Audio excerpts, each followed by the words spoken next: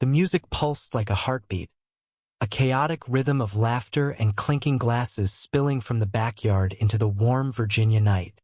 I stood frozen, my sneakers sinking into the dewy grass, as Ethan's hand gripped my wrist, pulling me away from the crowd. His whisper hit me like a shockwave. "Jasper, I don't think I'm as straight as I thought." My heart stopped. Ethan, my roommate of 2 years, the guy who'd spent countless nights sprawled on our couch debating football stats and chugging cheap beer, had just cracked open the world I thought I knew. His blue eyes, usually so steady, flickered with something raw, something terrified, and I felt the ground tilt beneath me. We'd ended up at this party in Arlington because Ethan insisted I needed to get out more. I'm Jasper Nguyen, 24. A graphic designer with a penchant for overthinking and a closet full of thrifted flannel. Ethan Carter, also 24, is the opposite. A broad-shouldered physical therapy student with a grin that could charm a brick wall. He's the guy who'd drag me to trivia nights or cook me lumpy pancakes when I was drowning in deadlines. Straight as an arrow I'd always assumed. But now, under the fairy lights strung across the stranger's backyard, his words hung between us, heavy and impossible. I didn't know how to respond. My throat tightened, and I glanced at the party. Strangers dancing, couples laughing, a bonfire spitting sparks into the sky. Ethan's hand lingered on my wrist, warm and grounding, and I wondered if he could feel my pulse racing. What do you mean?" I managed, my voice barely above the music. He let go, running a hand through his blonde hair, his face a mix of determination and panic. "I don't know, man. Being around you, it's different. I've been thinking about it for weeks, and tonight, seeing you here, I couldn't keep it in." His words stumbled, but they hit me with the force of a confession years in the making. I'd always kept my own feelings for Ethan locked away. I'm gay, out since high school, but I'd buried any hope of him seeing me as more than a friend. He was the straight guy who'd high-five me after a good day or tease me about my terrible taste in sci-fi movies. Falling for him would have been like falling for the sun, bright, warm, and utterly out of reach. Yet here he was unraveling everything. The party blurred around us. A woman in a red dress bumped into me, muttering an apology as she spilled her drink.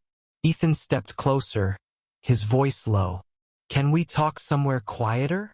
I nodded, my mind reeling, and followed him past the crowd, toward a wooden bench tucked under an oak tree at the edge of the yard. We sat, the music a distant hum now. The air smelled of smoke and summer grass, and I could feel the weight of his gaze. "Jasper," he started, then paused, his hands fidgeting. "I've never felt like this before. Not with anyone. I thought it was just admiration, you know? You're so damn talented, so real. But it's more than that." My chest ached. I wanted to believe him, but doubt clawed at me. Was this a fleeting curiosity? A party-fueled impulse? I'd seen friends get burned by straight guys experimenting, and I'd sworn I'd never be that guy. "Ethan," I said, my voice steadier than I felt. "You can't just say something like that and expect me to know what to do with it. You're straight. You've always been straight." "I know," he said, his voice cracking. "I thought so too, but I can't stop thinking about you. The way you laugh when you're nervous or how you hum when you're designing late at night. It's like you're in my head all the time." He looked away, his jaw tight. "I'm scared, okay? I don't know what this means, but I know it's real." I swallowed hard, the warmth of his words battling the fear in my gut. I'd spent so long hiding my own feelings, convincing myself they were impossible, that hearing him say this felt like stepping into a dream I wasn't sure I trusted. "Ethan, I stopped, unsure how to bridge the gap between us. "I need time to process this." He nodded, his shoulders slumping slightly. Yeah, I get it. I had to tell you. He stood, glancing back at the party. You want to head back in? Or we could leave. I looked at him, his face half lit by the glow of the fairy lights, and felt a pull I couldn't ignore. Let's stay, I said, surprising myself. But we're talking about this later. Like, really talking. He smiled. A small, nervous thing that made my heart twist. Deal. We walked back to the party. The air between us charged with something new, something fragile. I didn't know where this would lead, but for the first time, I let myself hope. The party swirled around us, but it felt like Ethan and I were in our own orbit. The fairy lights cast a golden glow, and every glance we shared carried a weight I wasn't ready to name. I sipped my drink, trying to anchor myself, but my mind kept replaying his words. I don't think I'm as straight as I thought. We drifted back to the crowd, standing closer than we ever had before. Ethan's shoulder brushed mine as he laughed at something a guy in a beanie said, but his eyes kept finding me, like he was checking I was still there. I wanted to grab him, pull him back to that bench, and demand answers. Was this real? Was he serious? Or was this just the beer and the music messing with his head? I'm not proud of it, but doubt was my default. Growing up in a small Virginia town, I'd learned to guard my heart. Coming out at 16 had earned me whispers and sideways glances, even from people I thought were friends. I'd built walls, and Ethan, sweet, oblivious Ethan, had always been safely outside them. Until now.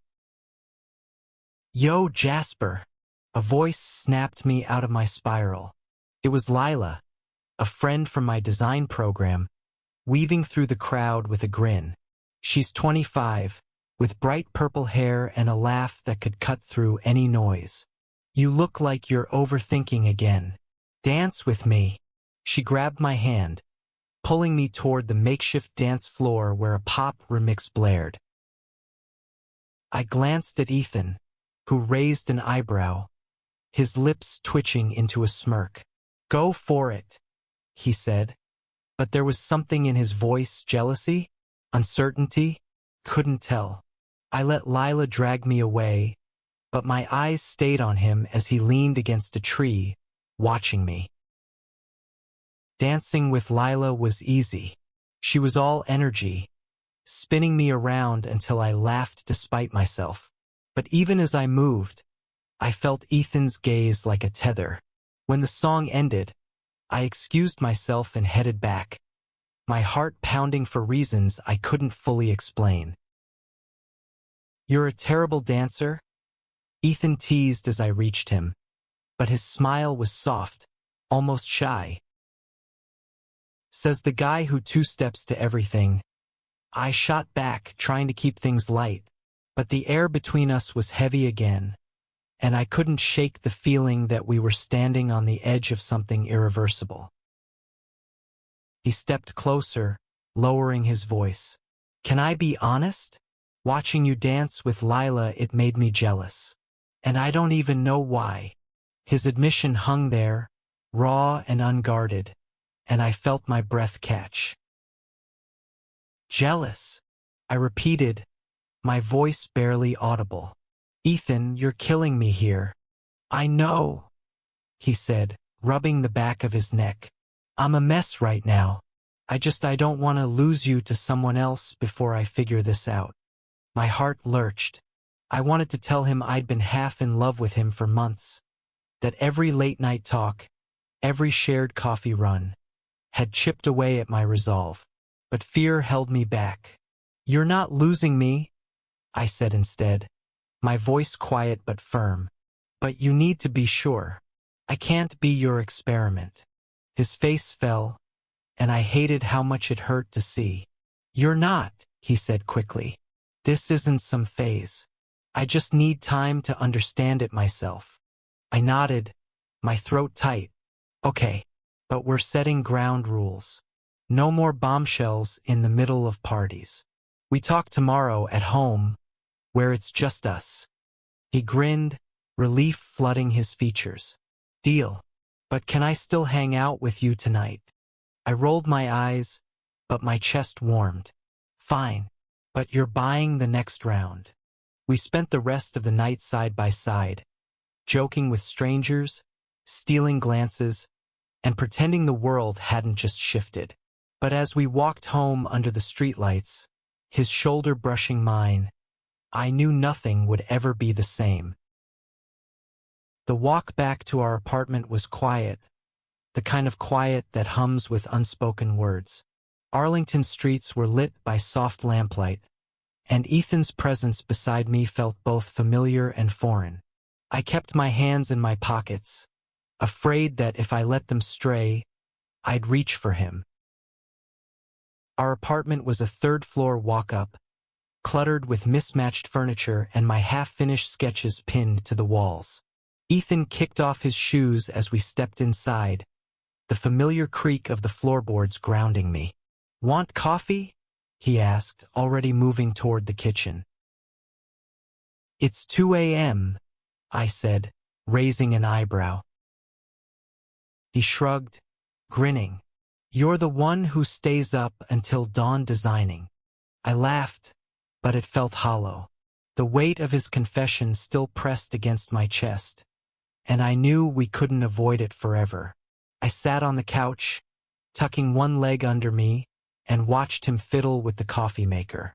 "Ethan," I said, my voice steady, "we need to talk. Now." He froze, then nodded, abandoning the coffee. He sat across from me on the armrest, his hands clasped tightly. "Okay, lay it on me." I took a deep breath, trying to organize the chaos in my head. "You can't just say you might not be straight and expect me to act like it's nothing. I've spent years figuring out who I am, Ethan. I've dealt with the rejection, the fear, the whole mess of being out.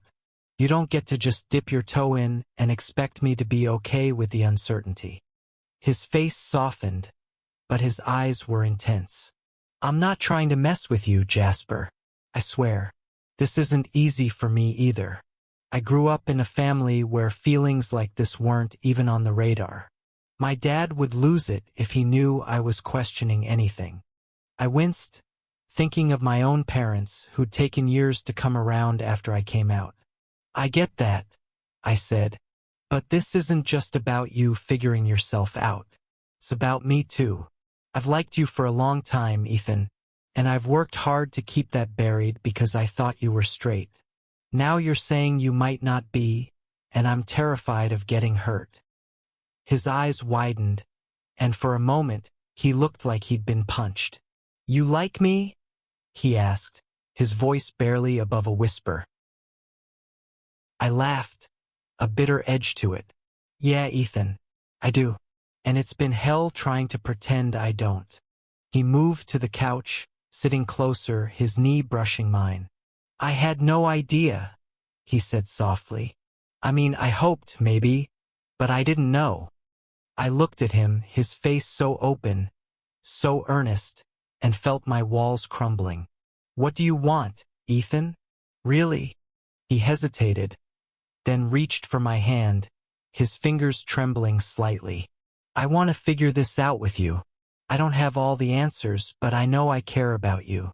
More than I've ever cared about anyone." My heart pounded, but I pulled my hand back, needing space. "I need you to be sure," I said, "because if we do this and you change your mind, it'll break me." He nodded, his jaw tight. "I get it. I'll prove it, Jasper. I just need you to give me a chance." I didn't know if I could trust him, but I wanted to. We sat there, the silence stretching, until he stood and offered me a small smile. "Let's sleep on it. Tomorrow, I'm making you pancakes, and we'll talk more. Okay?" I nodded, my chest tight with hope and fear. "Okay." Morning light filtered through our mismatched curtains, painting stripes across the living room. I woke to the smell of burning pancakes and Ethan cursing under his breath in the kitchen. Despite everything, I smiled. Some things never changed. I shuffled in, rubbing sleep from my eyes. Ethan stood at the stove, flipping a lumpy pancake with a spatula, his hair a mess. "You're awake," he said, glancing over with a grin. "These are gonna be edible, I swear." I leaned against the counter, watching him. "You said that last time, and I nearly broke a tooth." He laughed, and for a moment, it felt like any other morning. But the weight of last night lingered, and I knew we couldn't pretend it away. I grabbed a coffee mug, steeling myself. "Ethan, we need to finish that talk." He nodded, turning off the stove and sliding the pancakes onto a plate. We sat at our tiny kitchen table, the food untouched. "I meant what I said last night," he started, his voice steady. "I want to try this. With you." My heart leapt, but doubt still gnawed at me. What happens when your friends find out? Or your family? You ready for that? He winced, and I saw the fear flash across his face. "I don't know," he admitted. "My family's complicated. My dad's old school, and my brother's not much better. But I'm not doing this for them. I'm doing it for me. For us." I wanted to believe him, but I'd seen too many stories end in heartbreak. "Ethan, I need more than words. I need to know you're in this no matter what." He reached across the table, his hand finding mine. "Then let me show you. Let's take it slow, figure it out together." "I'm not going anywhere." I searched his eyes, looking for any hint of hesitation, but all I saw was sincerity. I squeezed his hand, a small gesture that felt monumental. "Okay," I said, slow, but honest. The next few weeks were a blur of tentative steps and quiet moments. We didn't label anything, but we fell into a rhythm. Shared dinners, late-night talks, his hand brushing mine when we watched movies. Each touch felt like a promise, but I couldn't shake the fear that it might not last. One evening, we went to a local art gallery, a place I'd always loved. Ethan wandered with me, asking questions about the paintings, his curiosity genuine. As we stood before a vibrant abstract piece, he slipped his hand into mine, his fingers intertwining with mine in public for the first time. I froze, my heart racing, but he just smiled, unbothered by the strangers around us. "You okay?" he asked, his voice soft. I nodded, my throat tight. "Yeah, just not used to this." He squeezed my hand. "Get used to it. I'm not hiding you." That night, as we walked home under the stars, I let myself believe in us, just a little more. Life with Ethan became a delicate dance of trust and vulnerability. We didn't put a name to what we were, but every shared glance, every quiet moment, built something stronger. Yet the world outside our apartment wasn't always kind. One Saturday, Ethan got a call from his brother, Caleb, who was visiting from Richmond. Caleb was 27, a mechanic with a loud laugh and a quick temper. Ethan hadn't told him about us, and I could see the tension in his shoulders as he agreed to meet him at a local bar. "You sure you want me to come?" I asked, sensing his unease. He nodded, his jaw set. "Yeah, I want you there. He's gotta know sometime." The bar was crowded, the air thick with cigarette smoke and the hum of conversation. Caleb greeted Ethan with a bear hug, then gave me a nod, his eyes narrowing slightly. "Jasper, right? The artsy roommate." "That's me," I said, forcing a smile. We ordered drinks, and for a while it was fine, small talk about Caleb's job, Ethan's classes. But then Caleb leaned in, his voice low. "So, Ethan, you still single? Saw you talking to that girl at the party last month." Ethan's hand tightened around his glass. "I'm not exactly single," he said, glancing at me. Caleb's brow furrowed. What's that mean? Ethan took a deep breath, then reached for my hand under the table. It means I'm with Jasper. The silence was deafening. Caleb's face hardened, and I felt my stomach drop. You're kidding, he said, his voice sharp. You're not like that. I am, Ethan said, his voice steady but his hand trembling in mine. And I'm not hiding it. Caleb stood, his chair scraping the floor. This is a phase, Ethan. You're not gay. You're just confused. He stormed out, leaving us in the wake of his words. Ethan's shoulders slumped, and I squeezed his hand. You okay? I asked. He shook his head, his eyes glistening. I knew he'd react like that, but it still hurts. We left the bar, walking home in silence. Back in our apartment, Ethan sank onto the couch, his face buried in his hands.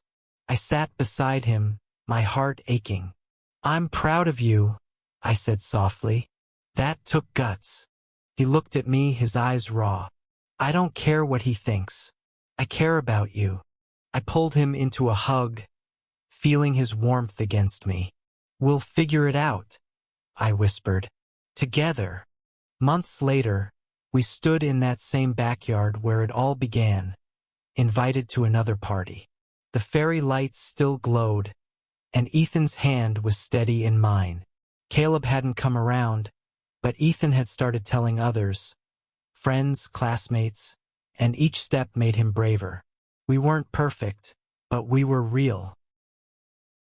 As we danced under the lights, Ethan leaned in, his lips brushing my ear. I love you, Jasper, he whispered, the words simple but seismic. I smiled, my heart full. I love you too. The world wasn't always kind, but in that moment we were enough.